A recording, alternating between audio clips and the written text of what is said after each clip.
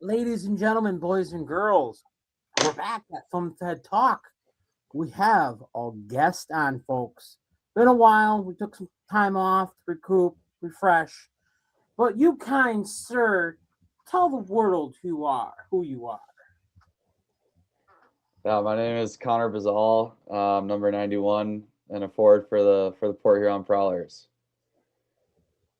Awesome. I'm from Elk River, Minnesota. There we go. Minnesota. Oh, he's a Hmm. Vikings fan. The Yeah, go land of Vikes. hockey. But correct me if I'm wrong. You came over here from the trade with Blake Anderson, correct? Yeah, me, Blake, and Nick Favaro. We all came over in the same trade.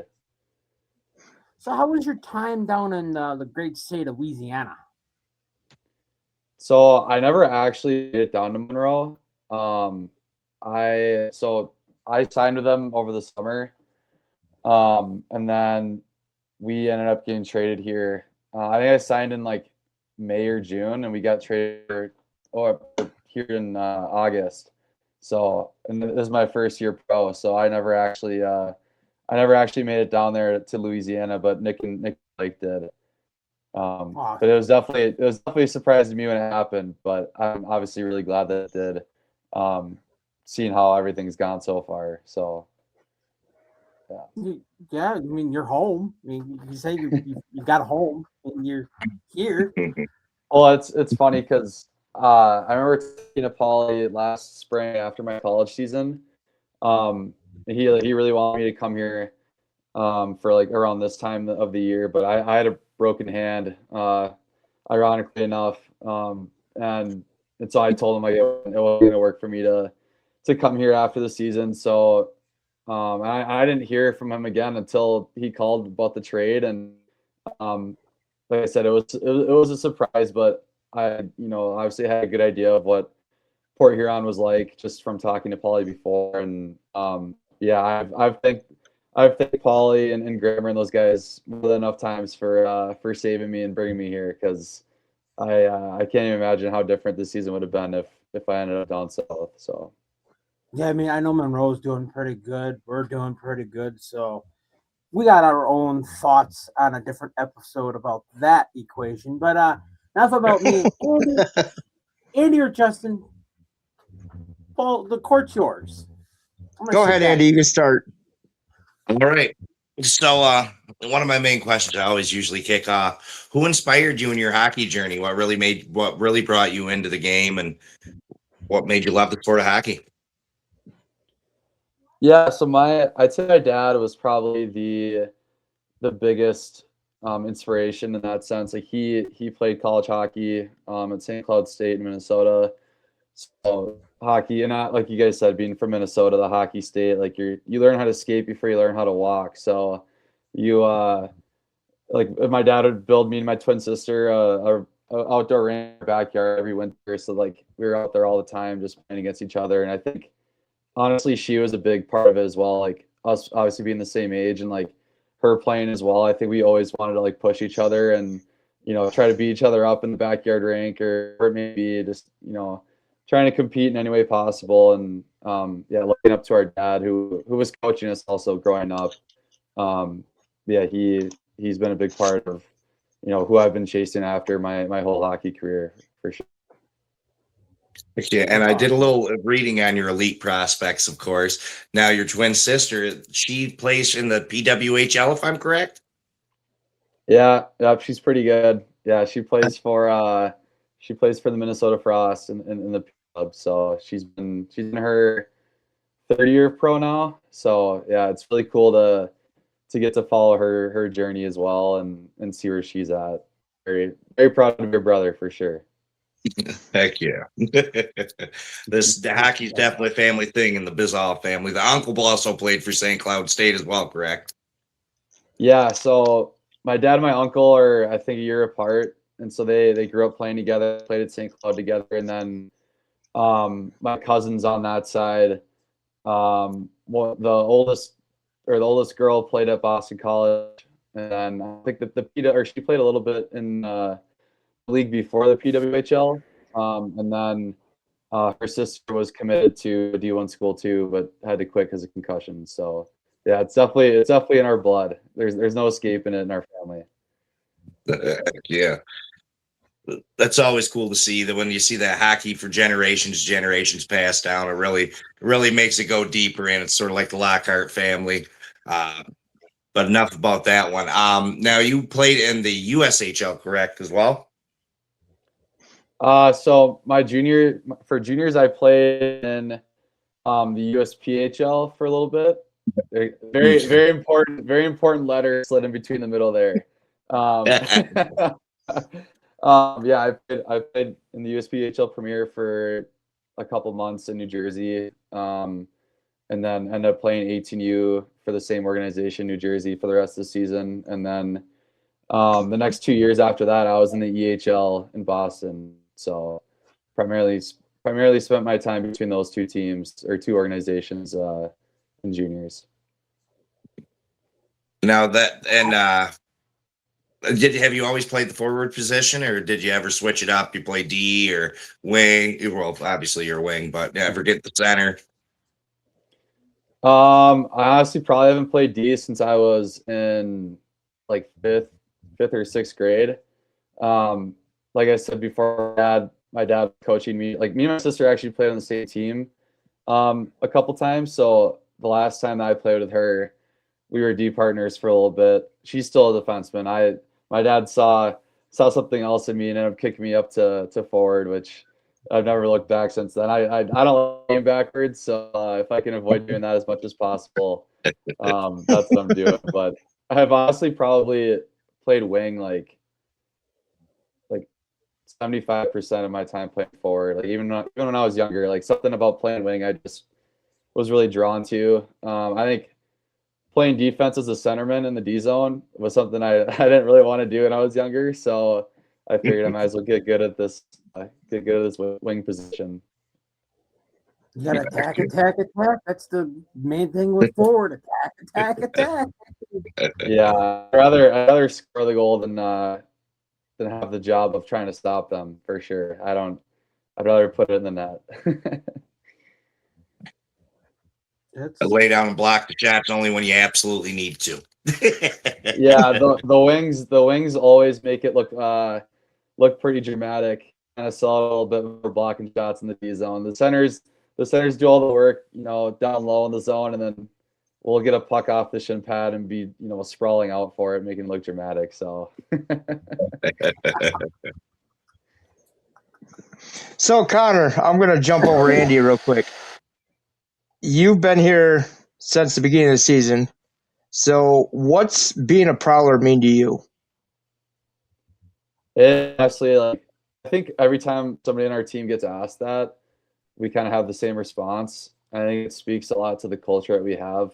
It honestly means everything to be able to throw the Prowler, crest on every single day, whether it's a game or practice. Like, I was not sure what I was getting myself into coming here. I thought Port Huron was just like another small, great city that, I didn't know much about the area and whatnot. I think just being able to represent the city and fans like you guys, I think we hands down have the best fans in the league.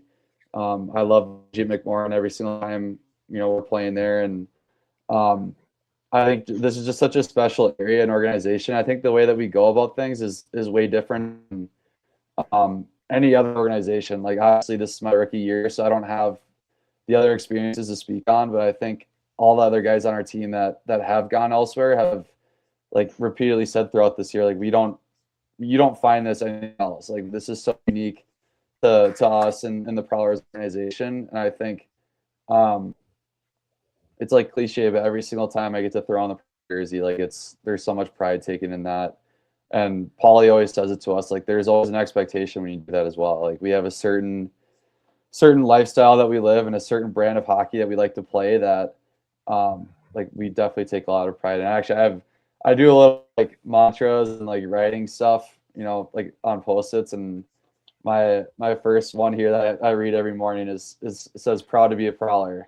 And so it's a good little just a good little reminder that like I'm very fortunate to be in this situation and represent the city and this organization every single day. So it's our life, and that's I think that's why we do what we do, because we love this place and we love this organization.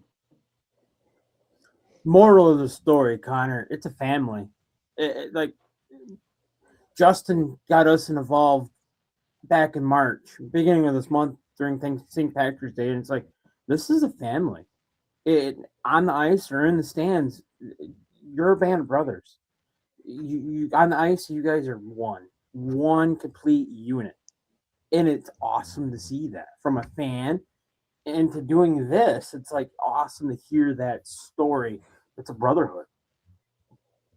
Oh, sure. We use those buzzwords kind of all the time. Like, I think you see it in the way we play. Like when I watch or when we go on the road, or not even road, just when we play other teams, like you don't see other teams sticking up for each other as much as we do.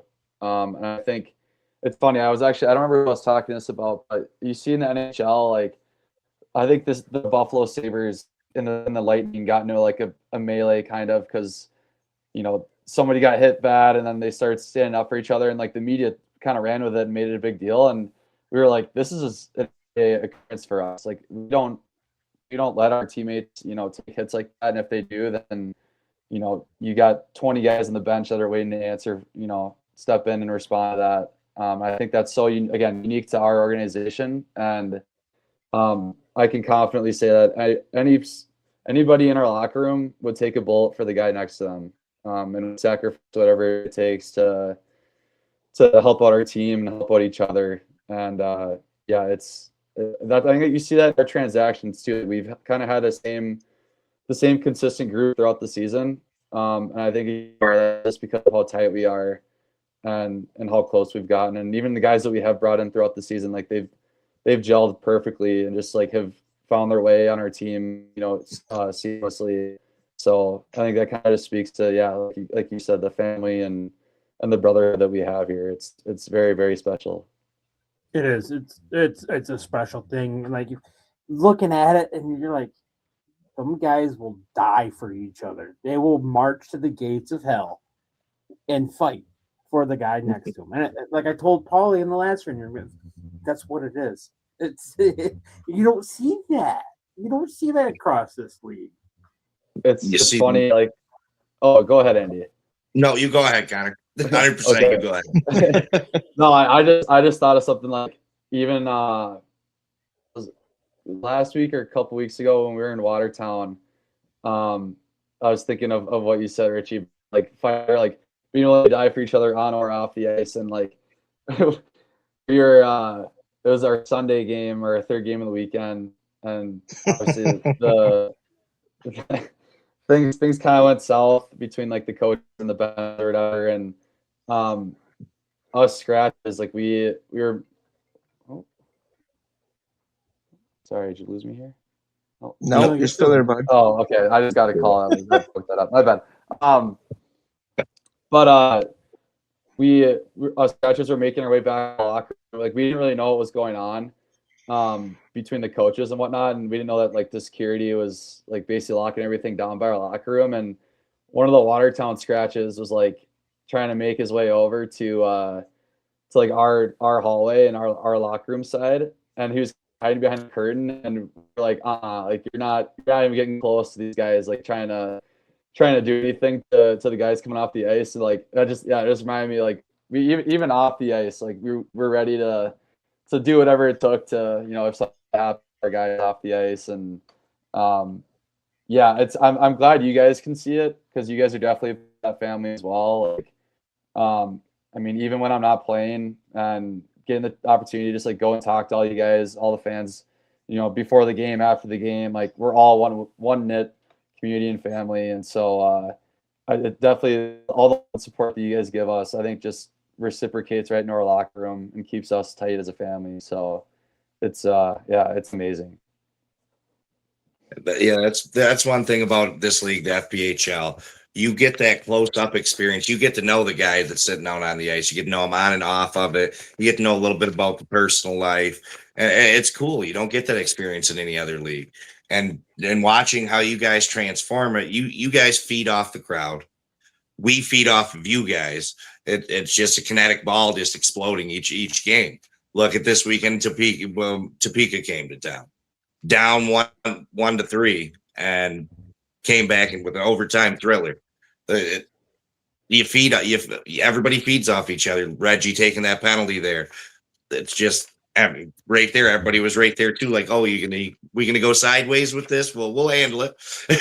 But it's just seeing the band build together like this. I've watched since 2015, 2016 when they came in. And this group is unique. This is the least amount of transactions I've ever seen us make. The least amount of people brought into this tight-knit circle. Paulie's doing something very special, and everybody has their key piece in this.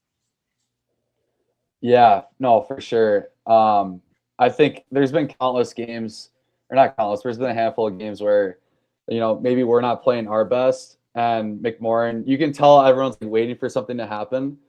And collectively, like, we just know, like, hey, okay, like, somebody's got to go do something to, like, not only get ourselves into this game, but get the crowd into it. And there's been a handful of times too where, kind of like what you were just saying, Andy, about like last night's game, like, we've been down by a couple of goals, and we'll get the next one, and immediately, like, we just know in the back of our minds, like, okay, we just took this game over, like, this is ours to win. And yeah, it's funny, like, I just thought of another example too. Like, I know Indy was in town a couple weeks ago.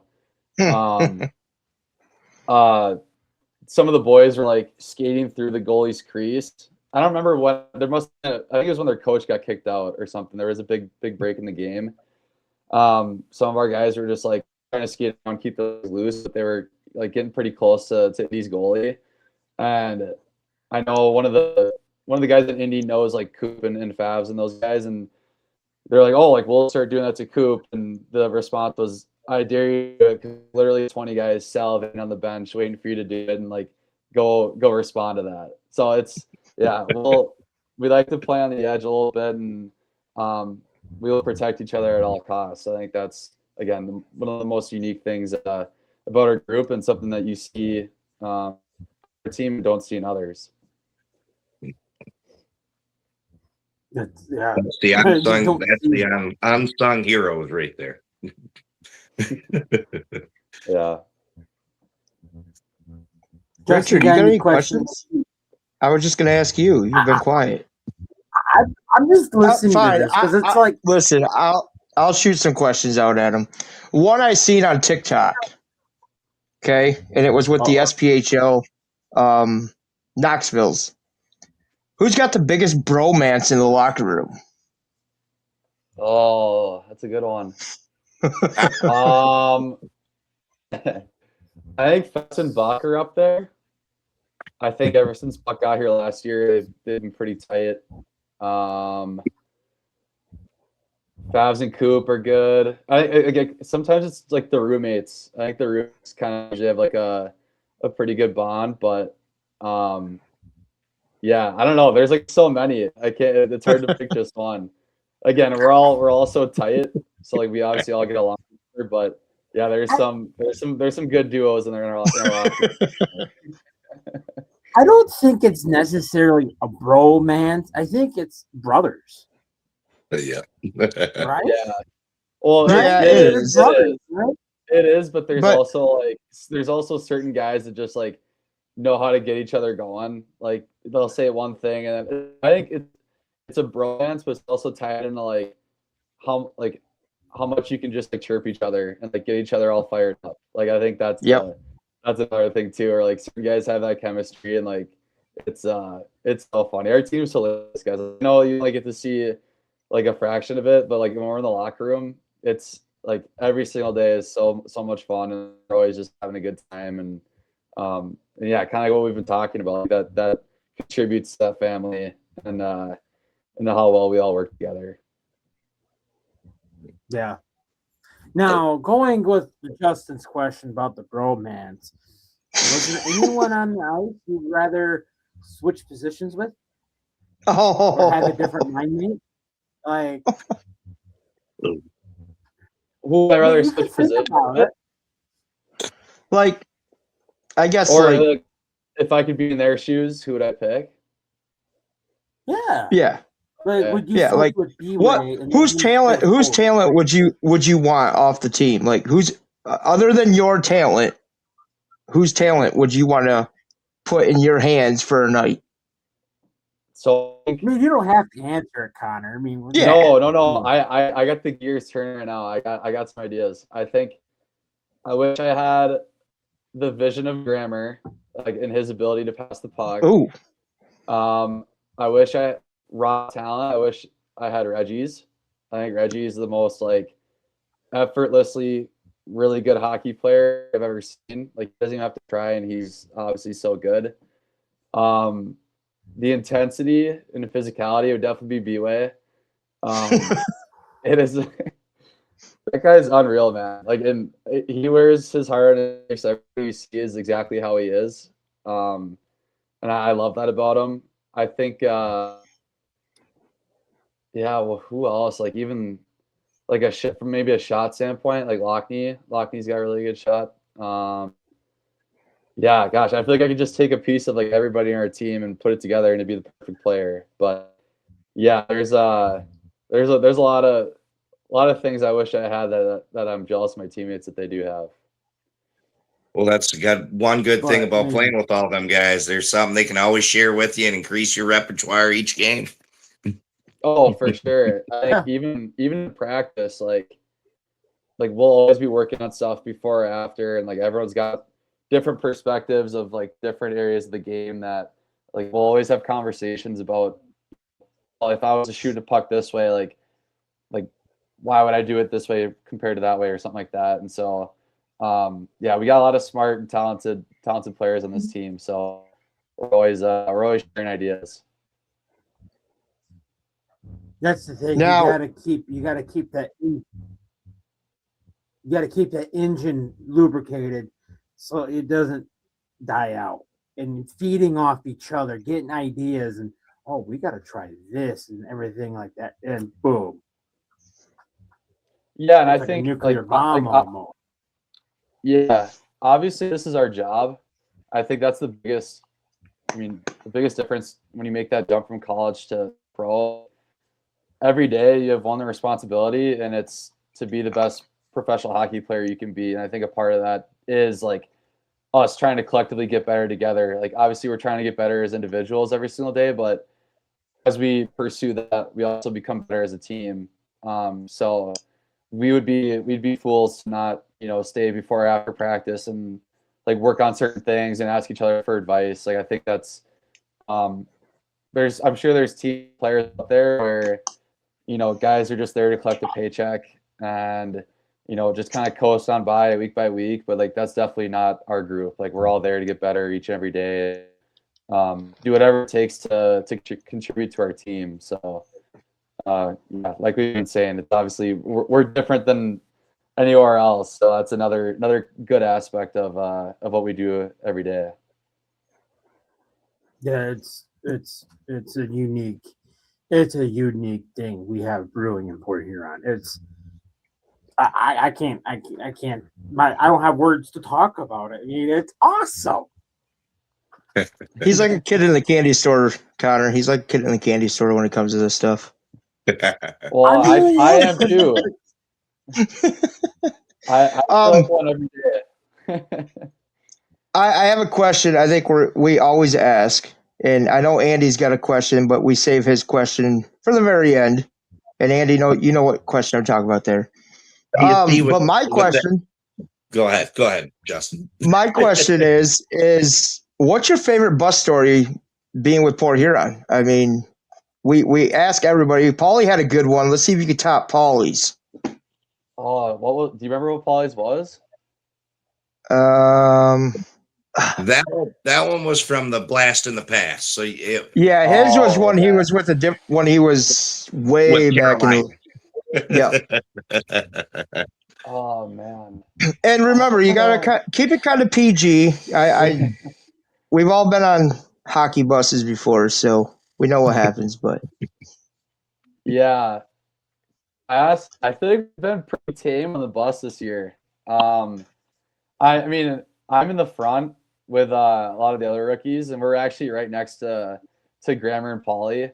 So usually we're just spending time like talking to them, hearing all their war stories from, their time in the Fed and their time playing pro. And it's actually funny. We the other week, Grammer was showing us a video from his very first pro game, and it was in like 2013 or something, but the video quality was so bad on it that it looked like it was straight off of a VHS from like 1980 or something. Like it was, we were giving him such a hard time. Like we were like, there's no way you played this long ago, or the video's looking like this. So we were loving that, but honestly, like it's pretty tame up front. I love playing cards with the boys.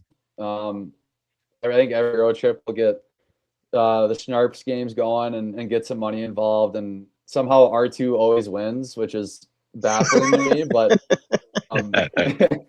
but yeah, Good other poker than that, face. like yeah, I think he just acts to know what's going on just because he's not from here, and then he just collects all of our money at the end, and yeah. So, but I think the guys in the back of the bus might have some more stories, but I mean the only one I can think of that was like sticking out to me was probably when the bus broke down in Topeka to start that whole madness. Like we were literally right in the middle of the road, like waiting for Ubers to come pick us up. And yeah, I just remember that thing shutting down, and I'm like, oh no, that's I don't know what that noise was, but I know it wasn't good. And obviously the rest of that weekend was absolute chaos. But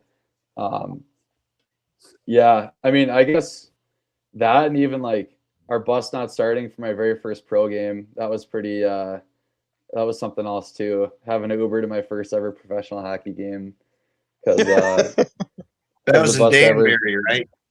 yeah, the bus driver, our old bus driver killed the battery, so it wasn't, yeah. But yeah, no, it's been pretty tame on the bus. Maybe the boys need to get it going a little bit more all throughout the whole bus. I don't know, we'll see. You got to lead by example at the front. You got to get them rowdy at the front, and the rest will follow through. It is so funny. It's so fun to like just hear the banter. Like I don't like Grammer is obviously like the best head coach out there, but like he is so funny, and like you might not see that side of him just if you know him or get to talk to him at all. Like hearing him and like the banter between him and Pauly, and even like Wiggle and Aiden front, and Bridget and Ken, and even when Brian comes on the road trips, it's so much fun. We're just all giving it to each other, and yeah, I feel like I'm laughing nonstop on the bus. The joys of having a bunch of brothers. Yeah, It really is. I mean, I have a funny Brian story that I just thought of. When he came with us, so Brian Larson, our equipment manager, for those who don't know, he came on our road trip to Watertown a month or two ago, and Paulie told him, he was all excited, like he was talking about it all week to come with us, and we knew how much it meant to him, and so like we're really happy that he was coming with us. And Paul, he gets on the bus, and Paulie told him, hey, like it's usually a ritual for us to, like, if it's your first bus trip, you have to stay up all night, like you can't sleep. Like the way he said it, like, like obviously kidding, but Brian took it seriously, and we got to Watertown. I don't even know what time it was the next morning, and he stands up, and he's like, well, Paulie, I did it. I challenge. I didn't sleep at all, and we're all sitting there like, no way, Brian. Like that is absurd. Like you need to get some sleep. And he was buzzing. It didn't even matter. He didn't sleep. He was so excited to be there with us that I think he carried that right into the rest of the day and the weekend. So it was awesome. I think we have your bus story. Conner. That is a good bus story. That's really good, Conner. Well, and like we love Brian so much, and he's just so funny in his own way. And like the whole night, I think he was watching movies, and like my head is like right like so our bus, it's like the first 2 rows of seats. So like those don't, like they can't move or anything, but then everything else is like seats that turn into beds. So when we had our bed set up, like my head was like basically right above his because he was sitting down. And the whole night I could just hear him giggling. Like just every now and then I just hear and I'm like, oh, I was like, Bry's not sleeping, that's for sure. You gotta love him. So touching base with all the road trips and stuff like that. In your opinion, what do you think's been the hardest barn for us to go into and play? Oh, come on. I think we know that answer. Gosh. Well, environment wise, like I think Indy. I think it's just such a like Indy's rink is just so different from everywhere else. I actually like I know people were kind of hating on the rink, but it was kind of like they actually did pretty well with what setup they had. Like I think they drew a pretty good crowd. It was really loud every time we played there.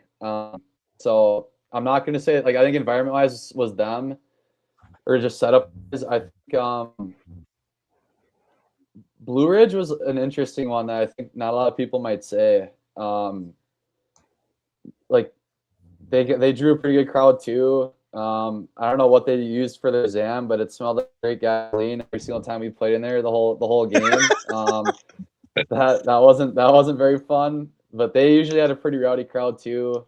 And then obviously Bingo, like we didn't do too hot like on paper, but I know if we end up going back there, or when we end up going back there for playoffs, we'll obviously be doing a lot better. So they got a good setup there, though. I like their away setup. We usually get a good locker room, and obviously their crowd's into it too. So yeah, it's hard to pinpoint just one, but I feel like everywhere we go, there's something unique about it, whether it's the fans or the rink itself. That I think it's been a lot of fun, honestly, going around all these places.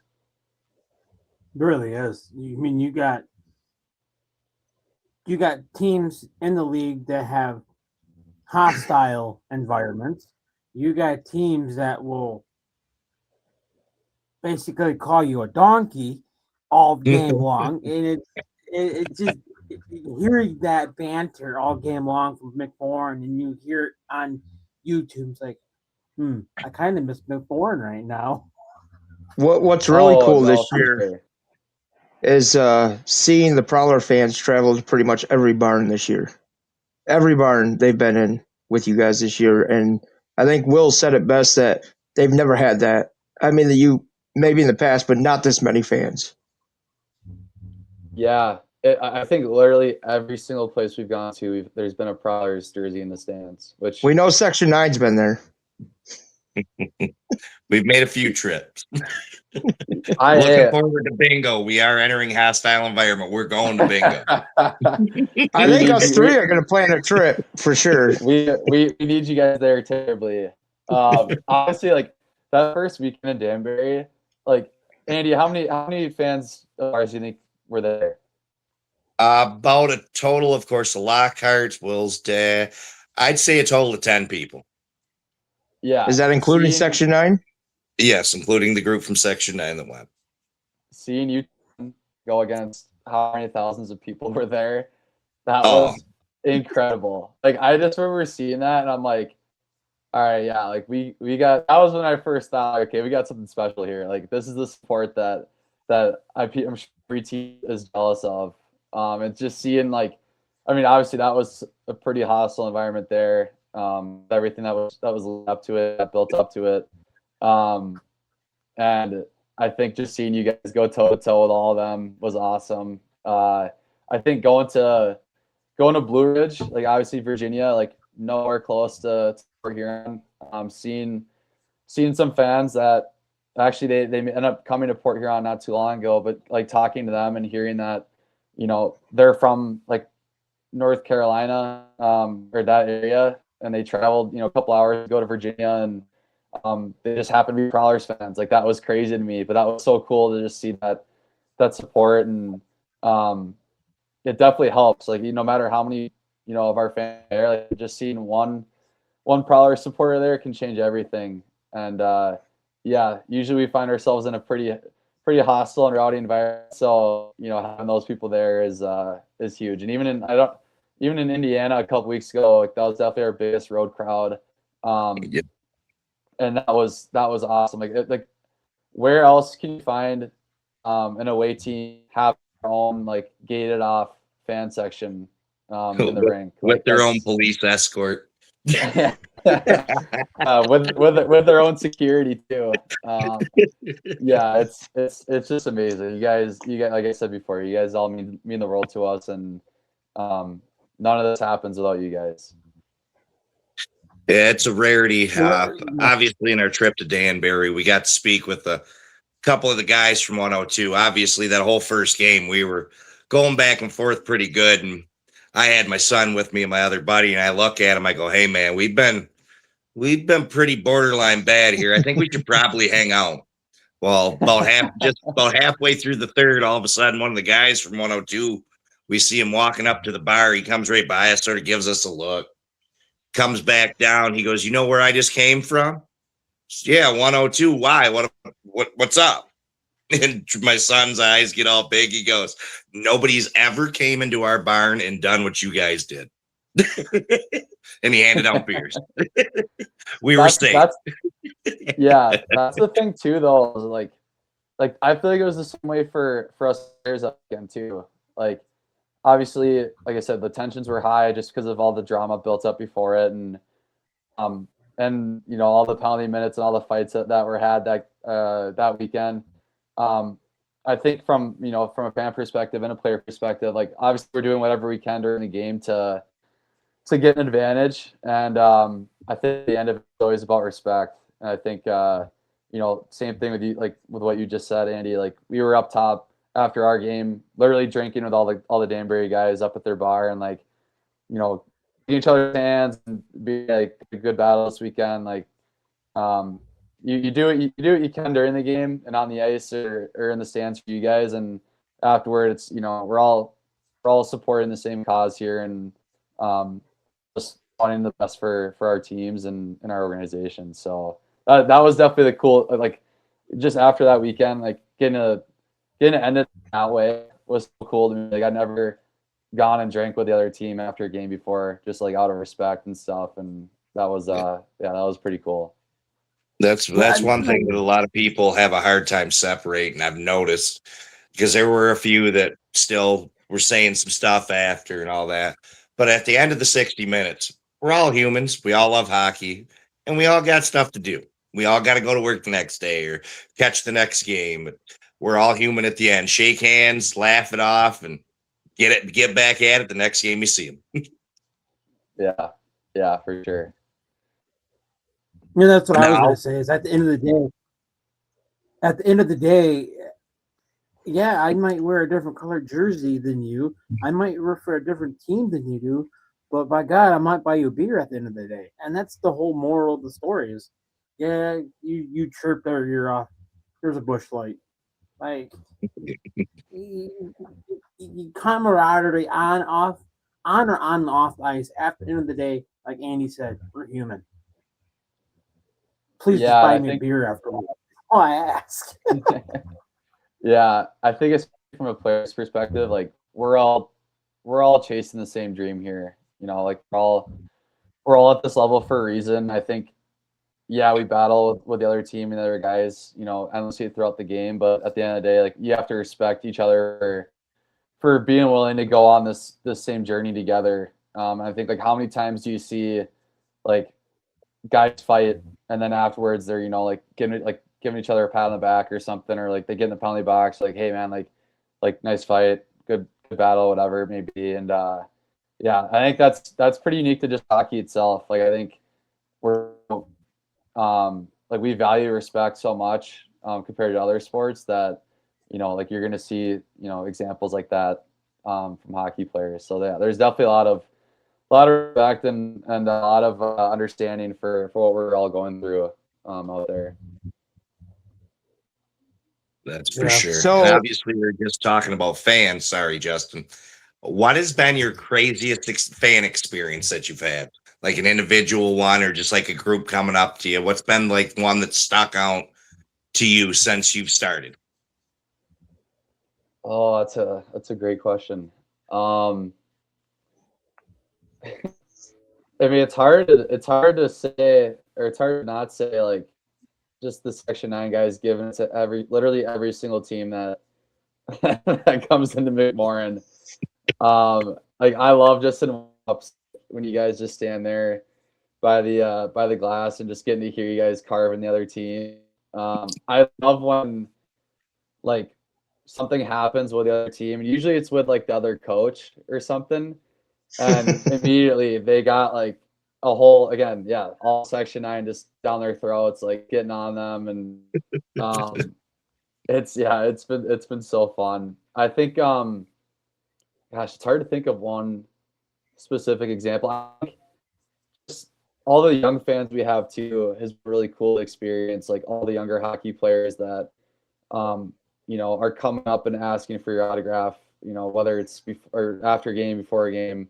Um, I mean, we got fans asking guys in the penalty box while they're sitting in there for an autograph quick, and um, I think even like coming to, like, we've been going to a lot of schools lately because I think March is National Reading Month, or it's Reading Month for a lot of these schools, and so we've been going around reading books to kids and just seeing, like, we'll see, like, it's not every student, but like there's always one kid in the class that has his Prowlers jersey on and like is through the moon seeing us walking through those doors. And I think it's stuff like that where like we talked about earlier, like I looked up to my dad, growing up playing hockey, and I think if we can be that for some young fan in the area here, like that's so worthwhile. It's been really cool to experience and see so far. So we got the I'm not gonna say older fans. We got the adult fans, doing their part and giving it to give the other team, and obviously supporting us. And honestly, like with like all the games that I've been in the stands for at home, like I think I've gotten like such a greater appreciation for all you guys. Score, just seeing all the fans are running down that strip behind our bench with the flags and all the cowbells, and you got Mikey, sprinting through every single section there is, and high fives, and like we love that. Like that's why we do this, and again, that's why this organization, this city, and Port Huron are just so special. So it's it's hard to pinpoint one specific moment because you guys are all awesome, and we love all you guys. So what's your game day Justin had- ritual? What's my game day ritual? Yeah. So let's say on Friday, like we have morning skate. So, or we'll do a meeting and then a morning skate. I usually do a little bit of like stretching and stuff after that, and then I'll go home. I try to get napping right away. Excuse me. I try to shoot for like 2 hours or so. That's pretty lucky. I'm pretty lucky if I can even reach that. Get a nap, make food, get to the rink around like 4:30 or so, and then we have our meeting. And before the game, I love playing sewer. That's honestly probably my favorite part of like just the before the game stuff. Like our group is so fun together and we're playing that, and yeah, then I'm just doing again, more stretching, more warming up before the game, and but yeah, definitely look forward to the sewer ball the most. Like even last weekend when we were in Indiana, and or on Friday when we were in Indy, or Thursday when we were in Indy, it was so nice there, and they had those tennis courts right out the rink, and we couldn't stop talking about it that day. Like, oh my gosh, I can't wait to play sewer outside. Like, boys had their tarps off. We're just having a good time. And it's fun, but it's also like it keeps us loose. Like I think, especially at level, a lot of pressure on us at times, and I think, doing stuff like that, it kind of just eases the pressure a little bit, and but still gets us ready for the game. So yeah, I'm pretty simple. I'm not really doing and I'm not reinventing the wheel day of the game. So yeah. And if you walk past that guy when he's stretching, make sure you fist bump him. Yeah. Can we talk Watch about him that get real that quick? 100 of those. Can we talk Listen, about that I real forg- quick? Justin breezed me this weekend. It was crazy. Listen, I told you I'm not going to say what I told you, but I walked around you because I didn't see your face.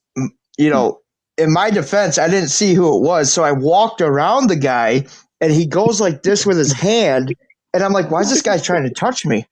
And he turns and looks at me, he goes, "Justin." I'm like, "Oh, Connor, I'm sorry."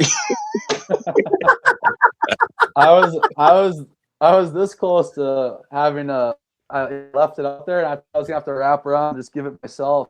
I thought you were just gonna keep going. Like I said, I didn't see his face, so in my defense, it's his fault, not mine. But Hey, the I was lights just are a little bit darker. Lights are a little bit darker before the game. It might be harder to see. I'll cut you some slack. well. Listen, you can cut me slack this time, but my main thing was, why is this player trying to touch me? Like I'm trying to get upstairs, and this player's just trying to touch me. What's going on here? Yeah. But Some I'm player sorry, really Connor. want at the off-ice official. We'll go with that. Yeah. Listen, hey, I'll get you. I'll get you next time. This weekend. This weekend, Saturday. Yeah. Well, I'm not. I'm No, gonna I breeze gotta. you this time. What's that? I said I'm gonna breeze you this time. You're gonna be sitting there left hanging. Now that we know about it, I don't think you're gonna get away with it. So He'll jog away. he might. He might. I think Luke James Now, has done that before. I breezed him, and I went back. I was like, "Sorry, LJ," and he just down the aisle he went. Oh gosh. now, Justin brought up game day ritual, and I know this is probably going to be I don't want to say a touchy subject, but we recall that you were injured, right? You injured your hand. How did you get over that? How did that? Did you have like a I don't want to say a roadblock, but it was Your hard getting mindset. back in the skates because mindset, knowing that you injured yourself and like, okay, this is gonna suck. Like, how did you overcome that? Yeah, that's a great question because it's definitely a tough process, and it's happened with a lot of guys on our team this year, even right now. I think, like I said before, like I broke my other hand last year, kind of around the same time. So thankfully, I had a good idea of what my process was going to look like in terms of like healing and recovery and what I could and couldn't do.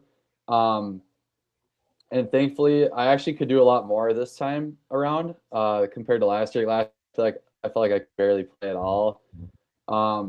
This year, I mean, I played in Watertown with it before I knew it was actually broken. So at least I knew like, okay, like I think keep going. So once I got my X-ray the next week, and found out it was broken, I told the coaches, and I told them like I as much as I'd like to keep going, like I know it's up to them whether they're gonna allow me to keep doing that, and I just kind of reiterated like if I need to play, like I'm definitely willing, and still feel like I can do enough to contribute in a good way, and so I think for the first couple of weeks it was kind of like I'm gonna play when I'm needed. Like another example was Indiana, when like Andy, all you guys were down there.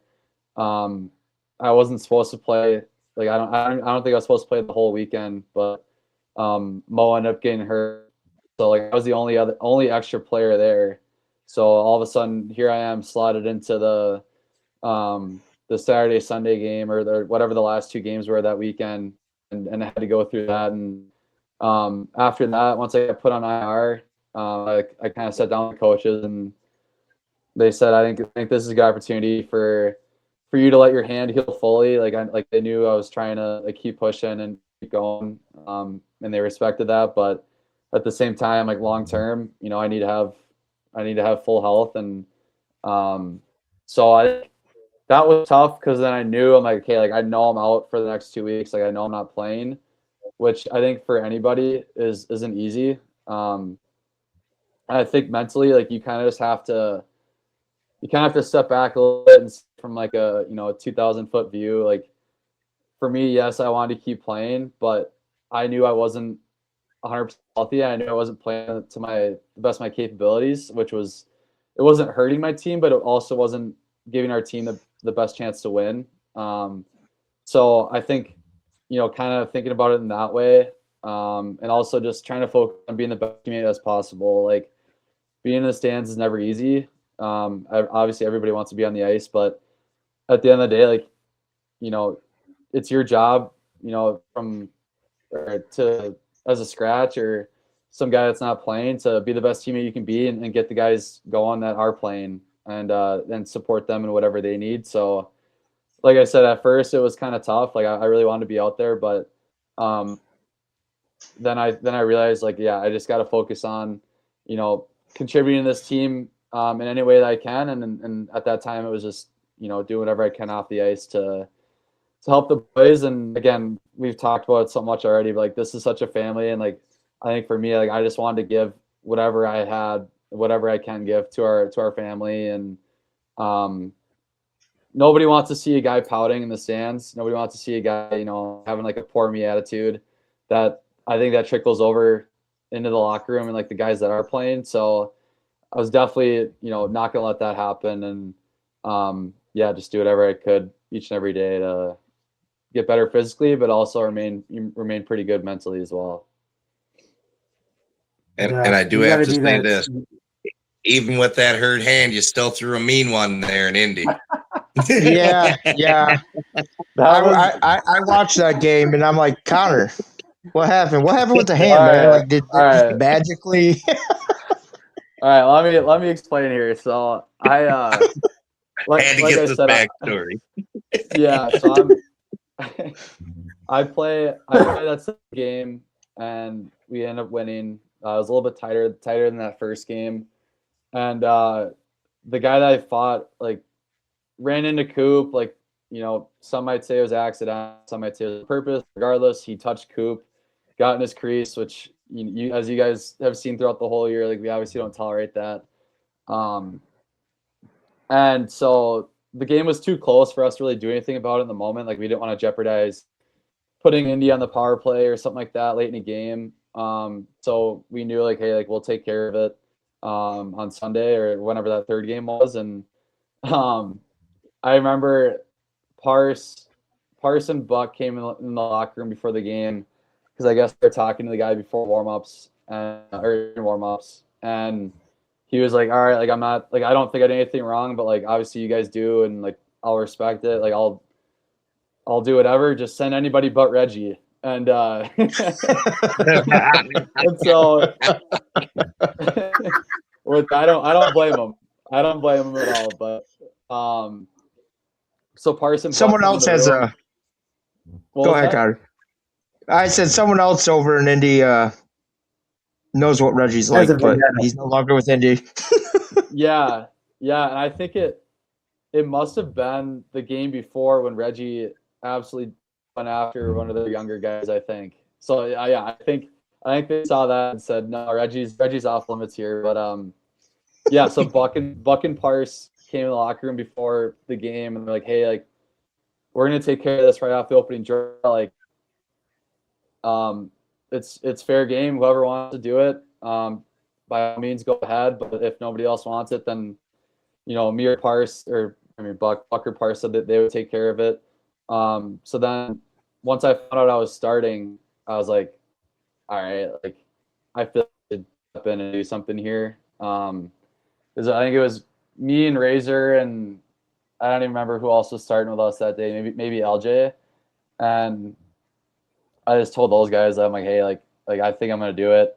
And I looked at Parks and told he looked at me and he had this smile on his face. He's like, "You are crazy." He's like, "You're not doing that with your hand." And I was like, like I'm because it was my dominant hand, and I was like, I'll just go in with my non-dominant hand. I'll just throw punches with that one. Like, no, like we're easy. or we're good there. Like and so then when it went down, I I went in and initially wanted to go with my non-dominant hand and got a hold, and all of a sudden I was thrown to my dominant hand. So I don't know. I don't know what happened, but I didn't feel anything anywhere. Didn't damage it any further. So I'll take it. But it was not the plan. It just ended up working out that way. I think that's called Sometimes adrenaline. fate works in crazy ways. Yeah, I remember getting back to the bench after once I got out of the box, and they're all like, all my teammates are just like, "You are like, I don't know if you're dumb or just like brave." I was like, probably a little bit of both. So But- going back to the younger skaters. Hold on, Richard, you want to go real quick? I was gonna reiterate what Connor said. I think that's called adrenaline. So you're not gonna Yeah. feel anything. until Yeah, you don't later. feel nothing. Yeah, no, it was like it was honestly probably the best case scenario for me too. He he said, or like because Razor was playing center, I was playing wing. I like kicked Razor out for the draw. I'm like, I got this because the other guy was playing center. Made sure to snap the opening face off back though to get that stack going, and then or even before that, he's like, I'd like tapped him. I'm like, hey, like we're doing this right now. He's like, come on, like let's just play some hockey first. And I'm like, no, like we're not. That's this along. So we Answer the bell. yeah, we got that out of the way, and thankfully it was a quick one, which I think was best case scenario for me. So it got answered too, and we took care of business, and yeah, then got to play hockey. Justin, I see you chopping at the bit over there, buddy. Yeah. This is a good interview. I like this one. So going back to the little kids there, or the younger generation, not even little kids, like the younger hockey players. What's one piece of advice you would give to them to get to where you're at today? Oh gosh, there's so many valuable things that I've learned along the way. It's so funny, like when we've gone to these schools, a lot of I think every single classroom is asked like, how long have you been playing hockey? And for me, it's been like 22, 23 years. And so like every time I say it, I'm like, man, that's such a long time. But then I started thinking about all the things I've learned over those years. I honestly think the most important thing to me is just not comparing yourself to others and running your own race. Like I think as you get older, there's other factors that come in. Like obviously you see what's going on in social media. Like you might see, this player, that you think you're better than, getting this opportunity, or there's a lot of things that you can be jealous of out there if you're looking around and comparing your journey to others. And everyone's journey is unique to themselves. And I think that was one thing I had to learn the hard way. Like when I was in juniors, I definitely was always like seeing the college commitments that guys were getting that I thought I was at the same level at or better than. And it was definitely not helpful to like think about it in that way and compare my journey to theirs, because they're going through something completely different than I am. And so I think for any younger player out there, yeah, it's definitely just run your own race, stay focused on yourself and what you can get out of your journey in hockey, because it's like I said, it's unique to everybody. Yeah, it really is. It's your walk. It's your race. I think Connor? that's. Oh, sorry. Real quick, I was just gonna No. say, like, I think Yeah, at this level, it's been really cool to like see that as well. Like, obviously, we all come from different parts of the world, even, but like we've all had such different experiences. Whether it's how we grew up from like midget hockey to high school, the juniors to college, like everyone's come together, but different path, and it's been really cool to hear everyone else's experiences and hear of their stories and what they have learned along the way as well. It's you can definitely appreciate it a lot more once you get to the level. Does pineapple belong on pizza? 100%. 100%.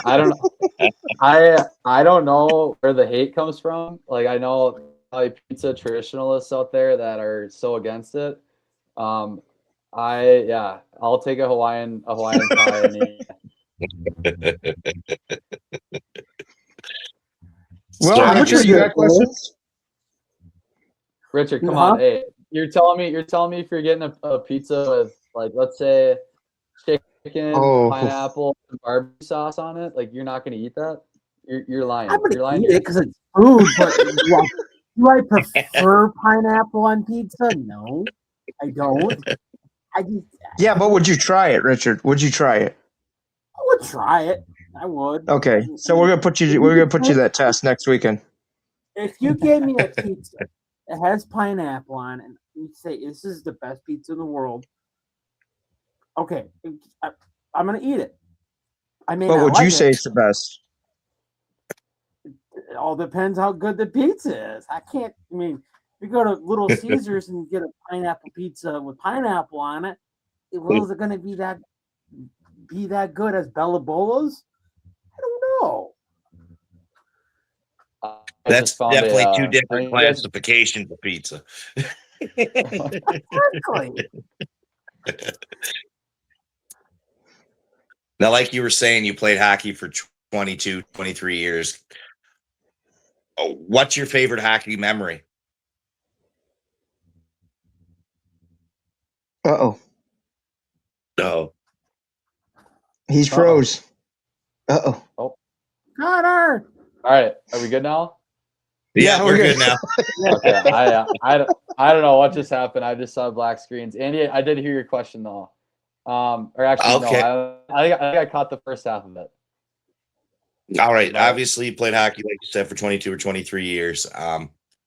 So that's a lot of hockey. But what's your favorite hockey memory so far in your journey? Oh man. I think I think I have one for like every stage of hockey for me. Like I think when I was younger, when I was just starting, like I said before, like just getting able to play outside with my dad and my sister. Honestly, I was pretty consistent like, all the way growing up, even like through high school. Like we had a really nice ODR in my hometown, and we'd all like me and all my buddies would come together and just go mess around out there. I think honestly, that's when hockey is like the most fun and pure. Like I think that's when you're not thinking about anything. You don't have any pressure on you. You're just loving the game and everything about it. And so I think that part was honestly probably my favorite memory. But then I think as I got a little bit older, like I won a championship in my last year of juniors. That's honestly like the only big championship I've ever won. So that was definitely one of my favorite memories as well. Getting to do that.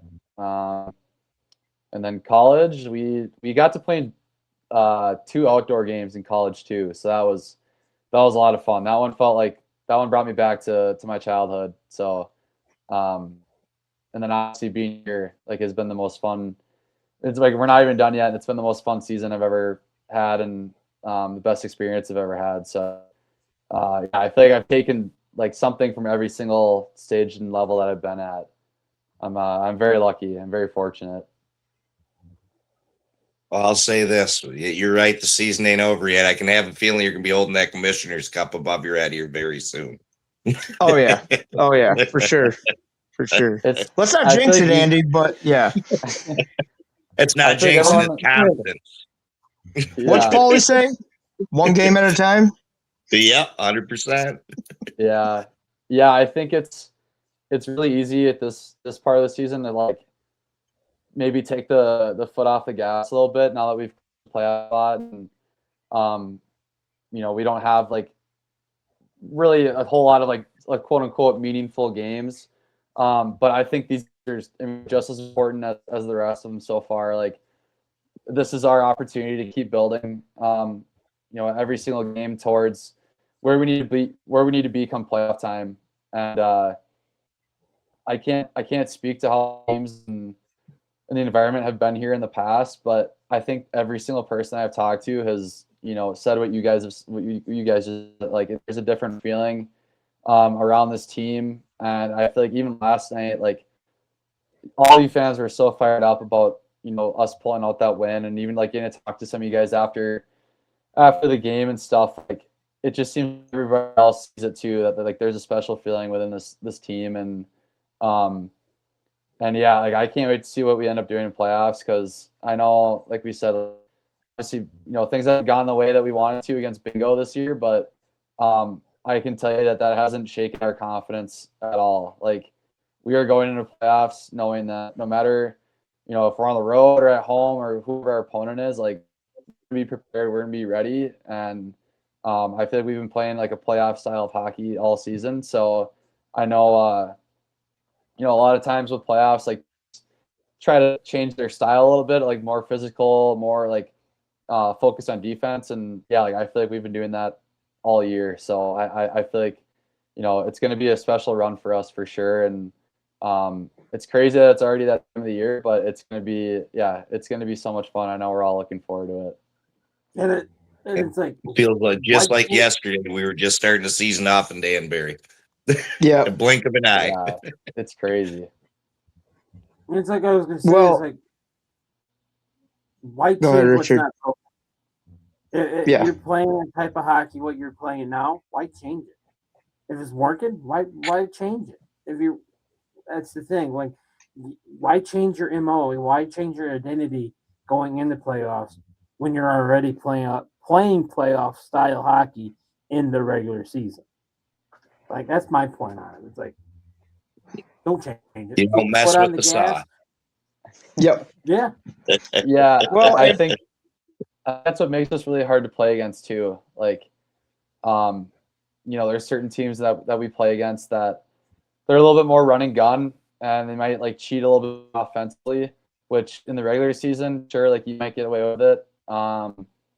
And you might be able to put up, good stats, like points, goals, whatever it may be that way. But yeah, come playoff time, like I think we play the perfect style for those types of games. And I mean, obviously in the playoffs, it's usually a lot more closer games. And I don't think we've had a ton of like runaway games this year either way, whether it's losing or winning. Like, I feel like a lot of our games have been tight.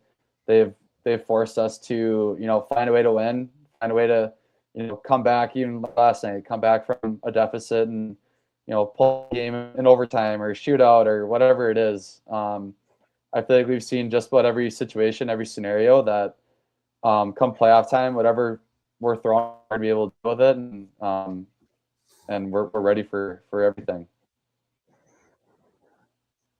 Yeah. I think if some of you guys don't know, maybe Connor does. I don't know how much he looks on his Sundays, but 6 more points will lock the Prowlers into second place for the playoffs completely.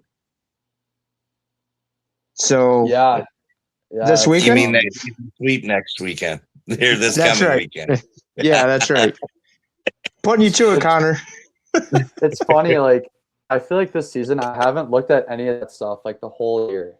Like, I don't like in the past, like in college and stuff, like I feel like I was always checking the standings or checking the scoreboards around the league. Like, I feel like this year I've just been so, like, I don't know if oblivious is the right word, but I've been so oblivious to all that stuff and like so focused on just us and like where we are.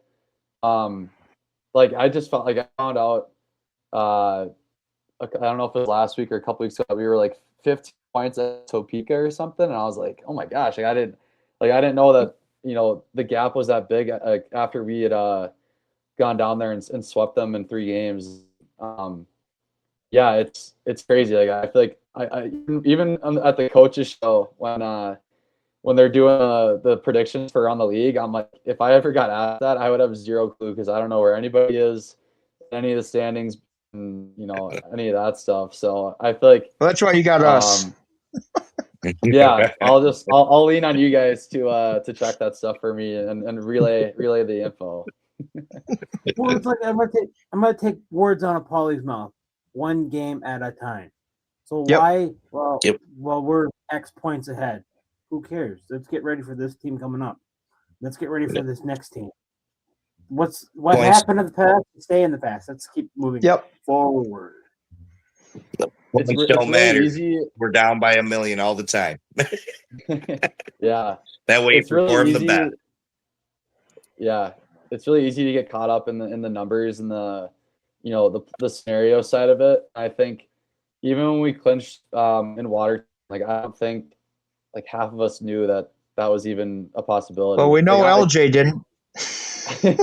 yeah, no, like honestly, like we saw the graph that the team put out after the game, and like I think that was the first time for a lot of us that we were like, oh, like we didn't know that was the game to make it official. And so I think like you're saying, Richard, like just one game at a time. Like even next 6 games that we have left, like it'd be really easy to get focused on however many points we need, and obviously we'd like to get that done as fast as we can. But I can assure you, none of us are too worried about the number 6 now, and we're just focused on Watertown coming to McMorran next weekend. Yeah, it's gonna be. That's gonna be a battle. I don't think that one's over with yet. No. Well, I mean, I can say with Watertown, Andy coming to town, it's not a Prowlers win without the cops showing up, right? Chambers is out, so we don't got to worry about that. That was that was incredible. That was like, what a quote by Paulie. That was awesome. I love that Aiden got that on video. But like he said it, and yeah, it was funny, but it was also just so true at the same time. Like again, like we've been saying that like we've been saying this whole time, like that's our style. Like we're great. We toe the line sometimes, and we're not afraid to deal with the repercussions of that. And it was pretty funny seeing Grammer and Paulie getting pulled out by the cops and getting questioned after the game. It was like, all right, come on, like what are we doing? Like it's not like we just incited a riot here. Like it was it was pretty funny seeing those guys out there. That has to be a poster put up in McMorran somewhere. It's got to be in the locker room. Richard, I think your son should make that. It's not a Prowlers win without the cops showing up next weekend. Or this weekend, I should say. Yeah. I'm putting Ty to the challenge here on Connor's podcast here that we need that made. I better see that for Friday. We need that.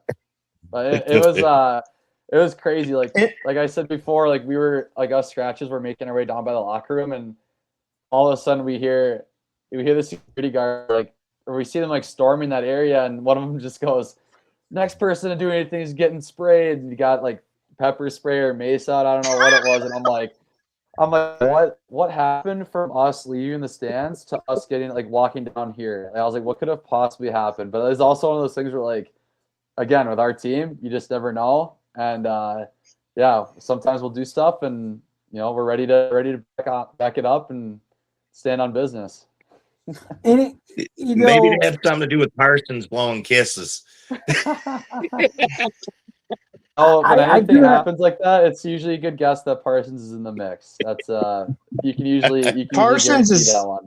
On or off the ice. I've noticed Parsons is always instigating something. All you gotta do is look at the kid, and he's instigating something. Once you see that Parsons smirk, you know something's going on. Yep. Dude, that smirk is probably my favorite thing about him, and it's like.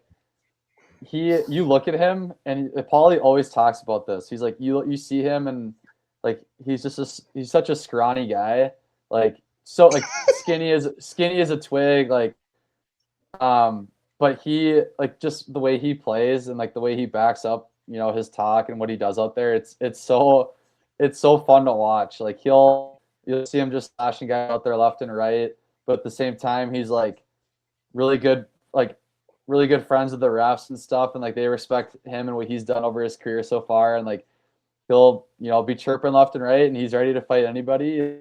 Half the time the guys don't want any of that business with him, and it's like you said, Paulie always such a scrawny guy, but when he fights, all of a sudden 6'5" and like this huge enforcer, because he just knows he knows the art of it, and he knows how to take care of it in that way. It's so fun to watch. I love Parse so much. He's the best.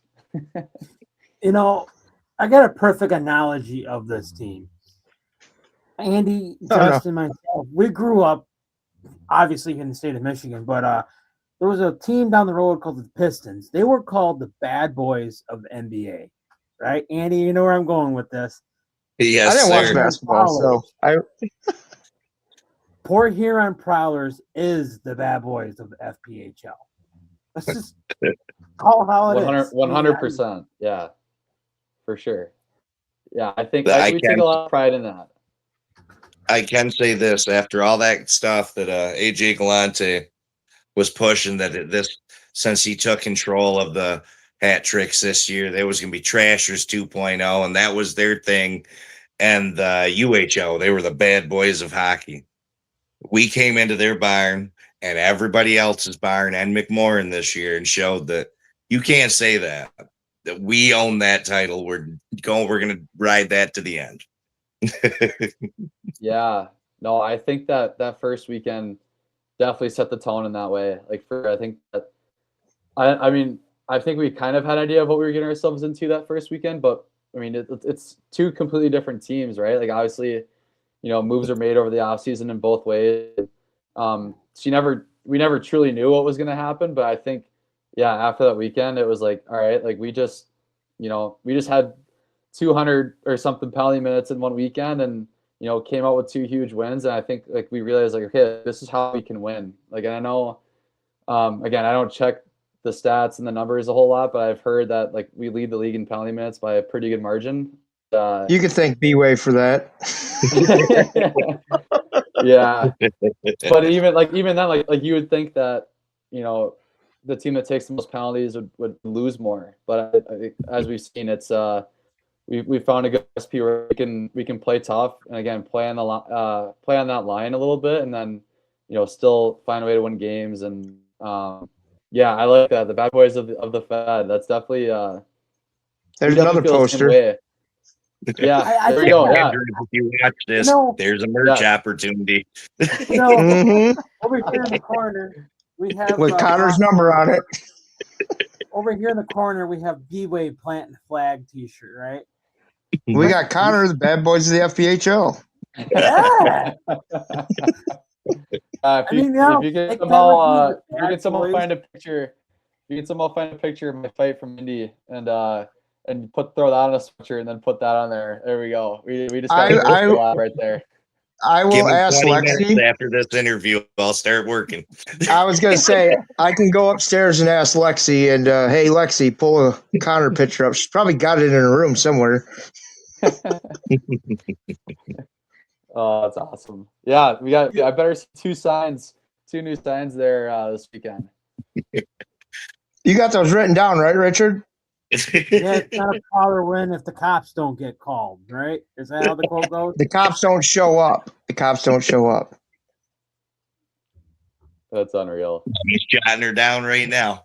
So while he's writing that down, I know we're trying to hold Andy off from his last question, because I think this interview is, I think the other guys can agree, is an amazing interview, Connor. Amazing interview. I think this is the longest we've gone, to be honest. So not to hold you up, but if you could play for an NHL team, and I know where you're going to go with this, but I'm going to ask it anyways, what team would it be? Yeah, definitely the Wild. Yeah, I knew it. Hometown team. There's a lot of buzz surrounding them. Season of obviously getting Quinn Hughes and all the other moves they made. Yeah, we're us Minnesota sports fans. We're dying for a championship. I've never went one in my lifetime. Besides, actually, the women's teams are our best bet of winning a championship. Like we have the WNBA team is kind of a wagon, and then actually the team that my sister plays for, they've won back-to-back years. So yeah, we're a women's sports state right now. So I would love to play for the Wild and be in that environment. I don't want that one playing for the Prowlers though. Their situation's a little more overrated. I'd rather be here. I was going to say, don't be trying to say you jumped to the Northern Lights now. Don't do that, Connor. Don't do that. You can't wear that. What is it? That moose or whatever it is. I don't look good in purple. Don't worry, guys. I think it's pretty cool that Minnesota's getting their own FPT. Yeah, I mean, I do. I just don't want that's Connor to awesome. leave there. So Yeah, if Connor, Kramer's watching or Paulie's watching, you are not giving Connor to Minnesota so he can be at home. I'm interested to see how that is though. Like once I saw the news, and even like see Hughes, Hughes and I are roommates. We're both from Mini. We were talking about it, and like I hope it works out well for them. Obviously, Minnesota's a state of hockey. They chose an area that isn't as saturated. There isn't as much hockey around there, so I think that's what's been tough with trying to put a pro team or another pro team in Minnesota besides the Wild is because you got the Wild, you got college hockey, juniors, high school. Like there's just so many competing factors, but I think the area they chose, it should work, on paper, and their rink is actually pretty cool. I don't know if you guys have ever seen a picture of it, but Yep. it's a scaled down replica of the University of North Dakota's rink. So it's got like marble and columns and all that stuff in there, and yeah, it's pretty cool. But yeah, I'm interested to see how that goes for them. But And I'm sure we'll be making a lot of roadies out there. In maybe the closest us and Topi probably the closest team to them. So that'll be just another bus ride for us to embark on. it's kind of That's different good. where Go ahead, Rich. it's different where that arena is located at because it's not far from North Dakota. So I'm wondering if they're gonna get an influx of people coming down from North Dakota. That's awesome. That's cool. I mean, Yeah, I mean, I know they had a junior team there not too long ago. It wasn't in like a very high league, so I don't know what their draw was with fans, but I would imagine all those fans are just gonna migrate over to the Northern Lights team, and but yeah, I've skated in that rink before growing up. It's cool if they can pack it. That'll be a good environment for sure. that would be. And that's a road trip that'll be pretty easy on my pockets. I actually got a bunch of family over in Andover and Coon Rapids, so that'll lighten up my load a little bit and have to make a trip. Oh, no way. Okay, so my hometown's Elk River, which is literally like 15 minutes away from Andover, Coon Rapids. That's my neck of the woods. That's Yep. crazy. It's a small world. When you said Elk River, I'm like, okay, that's not far from my cousins out there. So Yeah, that's awesome. it's beautiful out there. I can say that. You get your couple of rough areas here and there, but you got to get more towards Minneapolis, St. Paul for that. The rest is Yeah, beautiful country. that's why I think it's been like pretty easy being here because I feel like this area and um, certain parts of Minnesota are pretty similar. Like obviously Minnesota, so many lakes and whatnot. And here we have the lake and the river, but I think like the people and just the environment here are pretty similar. So that's why I was like, once I got here, I was pretty excited. But yeah, Minnesota's cool. If you've never been there, nothing beats a Minnesota summer. So I definitely agree. recommend it. I was out there for the 4th of July one year, and it was a great time. Yeah, I bet. No, I think Andy's chopping at the zinger of a question. He's waiting for that big zinger. So, I usually ask this question to everybody. You're a rookie this year, so this is going to be different for me to ask a rookie this question. Beyond stats and all the other BS, let's say you decide to retire this year after for some crazy reason. What do you want your legacy in the hockey world to be? Ooh. Right. Ooh, you're right. Yeah. It's tough because I think everybody would like to say like, I had this illustrious career, like numbers wise, like I, had this much success in terms of goals and points and whatnot. I think for me, in the position that I'm in, like the role I've kind of found myself in this season is like, I want to be able to leave the game knowing that I squeezed everything out of it that I could. And I think honestly, ironically, me getting hurt this year has kind of contributed to that as well. Like I think, like I talked about, like just focusing on being the best teammate I can be, regardless of what situation I'm in. I think hockey is such a unique game, and this is like I mentor a lot of younger hockey players. That's actually my side gig here. So a lot of them I have conversations with. I tell them that, like, at the end of the day, like, my hope for you is that you get whatever you want out of hockey that you want, to get. Like, I think you learn so many things. Like we've already said, it's been 22 years, 23 years, whatever it is for me, and I think at the end of it, I just don't want to have any regrets. I want to know that regardless of the role or the situation that I found myself in, that I gave it my all and like did what was asked of me and did what my team needed of me. And obviously, like I would love to win another championship. Like it was when I got traded here and Paulie called me. That was like I think that was like what I left him with when off the phone. I was like, hey, like, my biggest thing is like I just want to come here and win a championship in Port Huron. Like, and that was a big thing that he was talking about as well. But I think, yeah, just laying it all out there, doing what he asked me, and just doing everything out of the love for the game. Like I think I'm very fortunate to be where I am today and still love hockey so much. Like hockey is my life. I think a lot of guys at this point, or usually you don't make it to this point if you've burnt out or you've lost a lot of passion or love for the game. And again, I'm very thankful that I haven't gotten to that point. I still love the game so much and want to give my all to it, and give my all to this team every single day. So I think my legacy, I hope, would just be that like he left everything out there, attacked every day with purpose, and did whatever he could to help his team win and be successful. Like that's honestly, that's it at the end of the day. Yeah. Hell yeah. We had that one.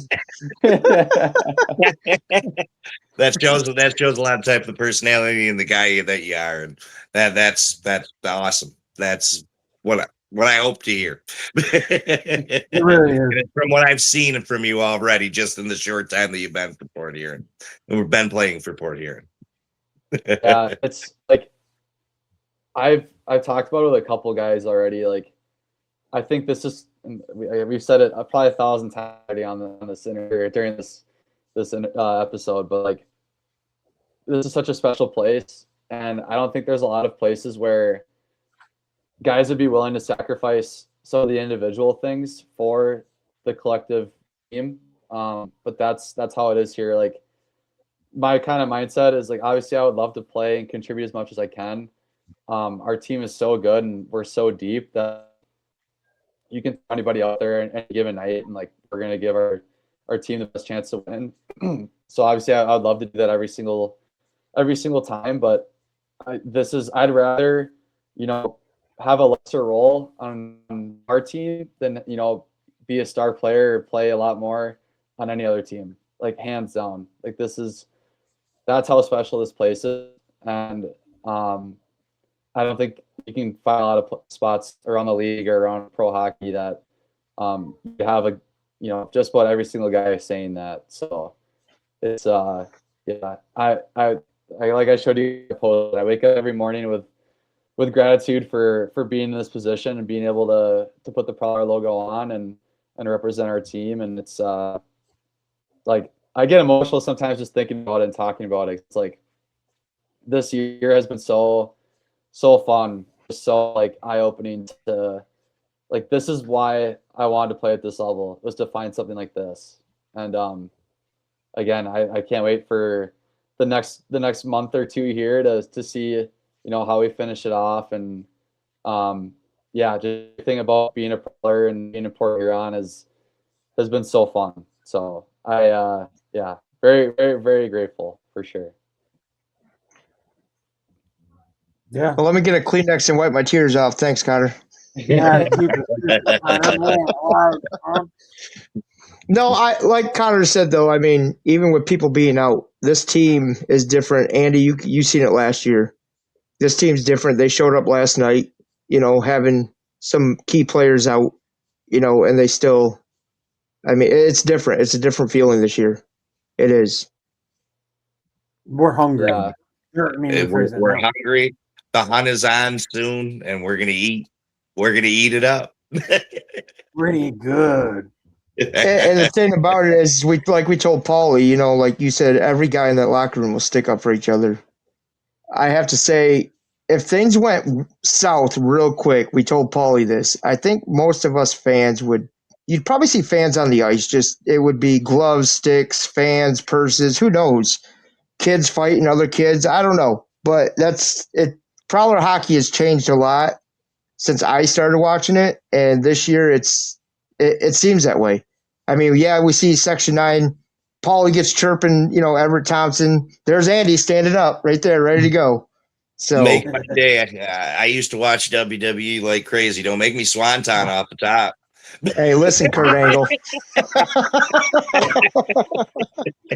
But yeah, I mean, from fans to players, I mean, we have your back 100%. Whether you're sitting in the stands, someone's chirping you or something, you don't ever have to look over your shoulder. None of you do, Nope. because somebody's already there watching. So, Richard, actually, Connor, before you go, ask Richard what he's going to do for playoffs since you guys clinched playoffs this year. Well, real quick, just on what you guys just said. I don't know why, but like when I envision that scenario of you guys hopping on the ice, I just see a pitchfork out there. I don't know how you guys would manage to sneak. I don't know how you guys would manage to sneak that into McMorrin, but I don't give any ideas. That's just Tony's food fork.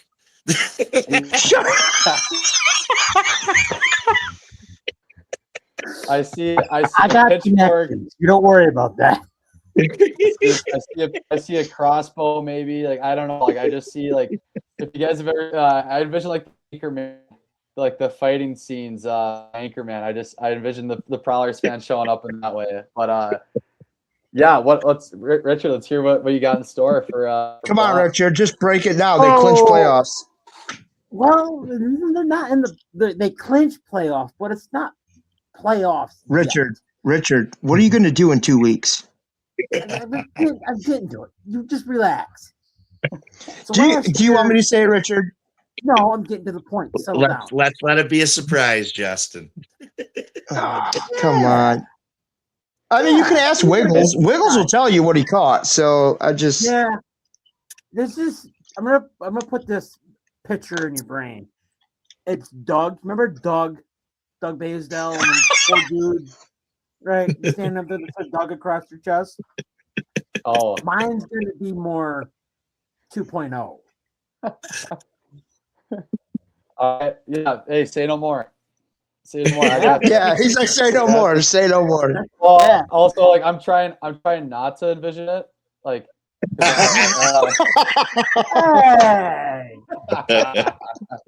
hey, real quick though, I told Richard last night, I don't think anybody could pull off the shaved head like he can. That's a great look right there. So I shaved my head. And a great cause. Yeah, I shaved my head prior to this game.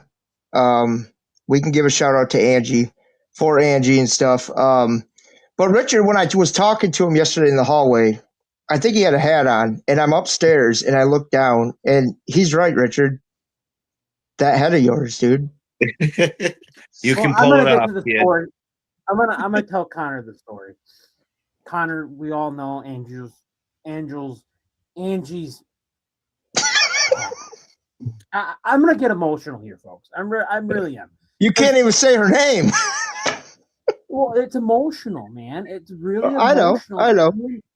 Seeing what that woman's going for. So when she came to us in Section 24 and said, "I have breast cancer," I'm thinking to myself, "I'm gonna do it." I told her right straight to her face, "Angie, I'm shaving my head for you." And she's like, "Oh, really?" Yes. And I told my wife, I'm gonna shave my head today. I'm gonna shave my head today for Angie. I walked in that building. I pulled my hat off. I said, Angie, this is for you. We're all here for a fight for you. Yeah. No, I'll step in here, Richard. Like it makes me emotional too because um me and Angie have built such a tight bond up this year throughout the season. So when Angie found out that she had cancer, my twin sister had just found out the week before that she was re-diagnosed with cancer for her second time, and it was crazy timing. Like I was brand new here, right? Like that was training camp. Like we were still skating at Glacier Point. Like it was like I didn't know any of you guys yet. I didn't know how special all of you guys were to the team, and I could just tell like when she came and was like breaking that news to all of us, like how much it meant for her to have our support. I don't think she knew how much it meant for me to like hear that she was going on that battle, just with the timing, like I said, with my sister and everything. And I told her right away about my sister, and we've built a bond around that for sure throughout the season. And it's pained me to like see what Angie's had to go through. She's an absolute warrior. Like she's so strong, and um, I think our team's kind of rallied around her at times. Like we've made sure we're supporting her in whatever way she needs us to. And um, like I feel like I text her like every other day, just asking how she's doing, like what she needs from us. How we can help her. And the fact that she's going to chemo on a Monday and like going through hell in that sense, and then showing up on Friday like nothing's going on. She's automatic, down there by the glass at warm-ups, and there to support our team. And it's people like her and people us like you guys that like I've said already, like we do you guys. And this is one big family extended beyond the players and the coaches and into the fans and the whole community. And there's no doubt that she's going to keep kicking cancer's ass. Like that cancer has 0% chance of winning at all. I'm glad that we got to honor her a little bit last night and give her a special night, and get her the jersey that she deserves and all that. And for her to reciprocate that and to buy my own jersey and have me keep it in my sister's sake, is like I almost started bawling right on the spot. Like that's how emotional it was to me. And I love Angie so much. We love Angie so much. And we definitely need to take some time to talk about her because she's an absolute rock star. So She really is. And like I said from the beginning, all the women that got on center ice to tell the world about their stories, we fight for them. We fight for those ladies. The struggles and the battles they had to go through dealing with cancer, you have to support them no matter what. And having that special cause last night hits home.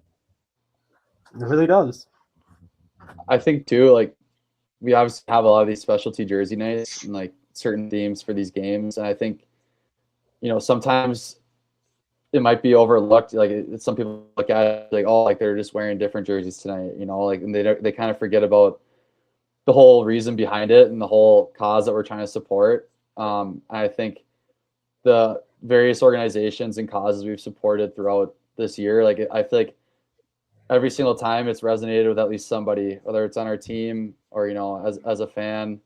And I'm very, very grateful that we have these opportunities to raise money for organizations and raise money for different causes and whatnot. And that's another cool aspect of being able to play at this level. And last night definitely it meant way more than just wearing jersey that we have on right now, Richard. Like it was, I think just about everybody knows someone who's been affected by breast cancer, and to honor them, like you said, it just means so much more. And that's why I chose this today, Conner, is because Angie did told me about your sister's story, and I'm like, I know what to wear today. She told us too, but I didn't. I talked to Connor a lot, but I don't. That's one thing that's a touchy subject you don't want to bring up. But Yeah. I think all four of us can agree today that the rest of the season we should dedicate it to Angie and his sister. Yeah, I mean, it's like another thing too is writing stuff on the knobs of our stick. Again, it might be looked over or overlooked as like something that's just there, but I have her initials on my stick literally all the time, and whenever things aren't going my way, and I might be frustrated with how a game's going or how a shift went. Just seeing that, it's always a good reminder. Like life could be way worse. I could be dealing with way worse situations, and yeah, my sister's a warrior too. She's doing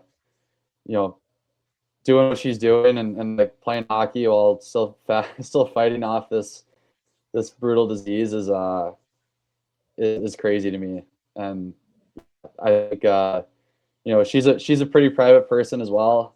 There's not a whole lot of information out there regarding her fight. She did do this is her second time with it. So after her first time, the NHL actually did do a little collab with her and shared her story for their Hockey Fights Cancer initiative. And so if anyone's wondering, what her path has been like, it's out there, but yeah, it's they're warriors, man, and they're my role models and they're my idols, and again, a big reason, why I can get out of bed every day and just get going and attack each day for them. So, yeah. I think on that note, gentlemen, this interview, this podcast, whatever you want to call it, was great. But going off that note, Connor, I think this is a wonderful time to say, my friend, thank you for hopping on Thumb Fed Talk and telling the world about you, Pro Hero Prowlers, and your family story. You have a wonderful day, Connor. Yeah, sorry for taking up so much of your guys' time. No. Hey, once apologize. It's always fun, man. Listen, I could keep going with questions for you, Connor, but once the gears start turning, they have a hard time stopping. But no, yes.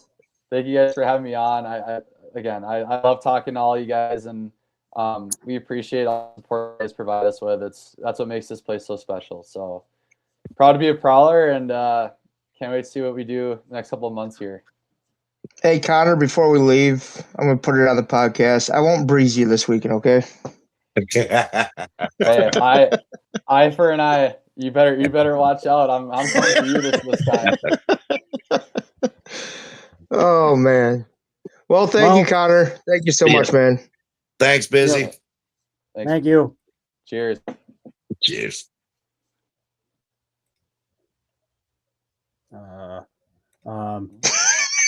This usually don't happen.